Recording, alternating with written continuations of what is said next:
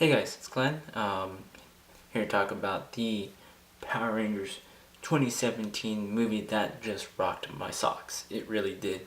I went to go see it opening day. Unfortunately, I wanted to go see it midnight, or the opening, I think the 7 p.m. release time, but I didn't have a chance, so I saw it the next day, right after work. I literally left work straight to go watch it, and it was masterful. I'm gonna say it now, spoiler alert, just so that if you haven't seen it yet, which don't know why, you should, but if you haven't seen it yet and you're waiting to see it for some odd reason, go away now, because I'm gonna talk about a couple things that will definitely spoil it for you. So first and foremost, I think my favorite part of the movie is RJ Cyler.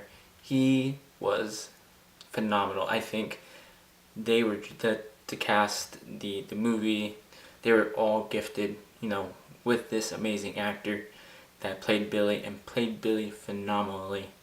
And it just, he took that character to a different height and just really excelled at giving his all to that character. It just, Billy, going into the movie, I didn't think Billy was going to be that kind of character. I thought he was going to be a brainiac. We all kind of saw that, the nerdy kid, but I didn't think they would give him that kind of stigmatism, or I knew they were going to give each and every character some sort of different personality, especially with today's culture, try to give them more of how today's landscape of teenagers are. And it was just awesome to see RJ Cyler play that character, show off some of the intricacies of the character, as well as show people, as well as all the other characters, show people how teenagers are today, and some of the trouble, the confusion, everything else that comes with being a teenager in this time, especially from this time is a lot different than 1993. 1993 had their own issues. I'm glad that they reformatted it to show today's issues. One of the things that most people were either for or against, not really in the middle, was the portrayal of Zordon and Rita to an extent. I'm on the side of I really enjoyed it. One of the things that I thought that they needed was a little bit more humanity in Zordon. Don't get me wrong, I love Zordon. Zordon was a great character in the TV show, but he was kind of set as the all-knowing, no mistake-free Zordon, whereas Billy Cranston Zordon was more human. And I like the fact that they gave him that type of aspect, because you got to see him learn, grow, and continue to grow with the Rangers as they grew too. Because he was a former Ranger, because he has his actually first awakening in the movie since dying. It shows a lot of hurt, anger, emotion, which the TV shows were on didn't have. He only had the good side. He didn't show the bad side. So I really liked that they incorporated that type of humanity and emotion into Zordon in the movie. And the same thing with Rita. We all know Rita's evil. We know she all turned evil. But I think part of the background, or the backstory to her, is very important into why she turned the way she did. And that anyone's easily corruptible into turning to that kind of evil with emotions and the need for power. So I really like that they gave Rita that kind of backstory, which I think we'll see more. I don't think it's a complete backstory from the first film. I think with the second film coming out, the introduction of Tommy, I think you'll get to see more of Rita's backstory. Okay, so next in the review, Suits and the Zords. I did not like it. I did not like them when they came out initially, the look. But as this movie went along, I actually grew on, especially with a lot of the trailers that came out, grew on with at least the suits. suits weren't gonna change. I was like, yeah. And as time went by, I kind of grew more accustomed to them, accustomed to seeing them, and eventually I was one of those ones like, you know what, gotta give it a shot.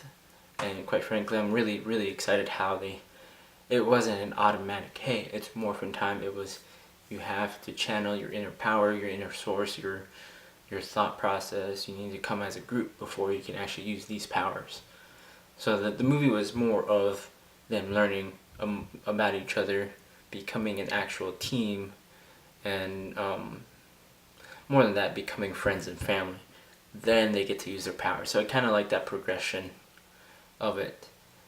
Again, with R.J. Cyler's character, Billy, being the one that holds the team together and brings them together to encompass the Ranger powers. The Zords, again, I didn't like them at first. I thought they were weird. The formation was that they changed the formation a bit. I was a little disappointed that they didn't have like a sequence where they combined. We actually got to see the Zords turn more into how they were going to combine. It was more of a Transformers thing, where the Transformers changed from the Autobot to the actual robot part. So it was more like that than anything else. But you didn't get to see the entirety of it done. However, I do have to say that how they use the Zords, how they introduced the Zords with Ludland's character Zack being the instigator for the Zords and kind of showing them off, was very, very intriguing, very interesting. And then it also kind of helped with the not really just like, hey, boom, here are the Zords. It kind of helped, progressively introduce them. So I did like that portion of it, as well as them having to learn how to operate the Zords on the fly. Last but not least, and again, this one is actually a super spoiler. So if you've been watching this video up until this point, you haven't watched this movie, stop. Although you probably have seen it on Facebook anyways, especially if you follow JDF. So yeah, two of the best spoilers, or two of the best parts of the movie that I really, really, hit me in nostalgia was the Zord sequence when you see them running across the mountainside, just like how every Zord sequence is, but they threw in the 1995 Rangers theme into it. The movie theme, yeah, that one hit me there. And then at the end, when JDF and Amy Jo Johnson showed up, I mean, how can you say no?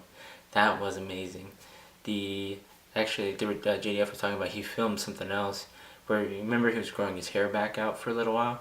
He filmed something else for him and Amy, I think, filmed something else for the movie. Hopefully it'll be released in the DVD release with all the special features and everything. I like to see that scene.